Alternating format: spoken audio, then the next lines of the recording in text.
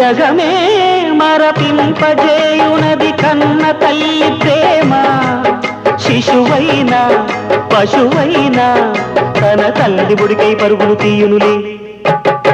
జననీ అను మాటలోని తరియుచు మనిషి జన్మ.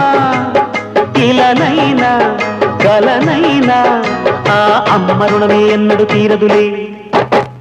ప్రాణం నా ధ్యానం మా అమ్మ కోసమని, ఉన్న బ్రతికున్న మా అమ్మే లోకమని.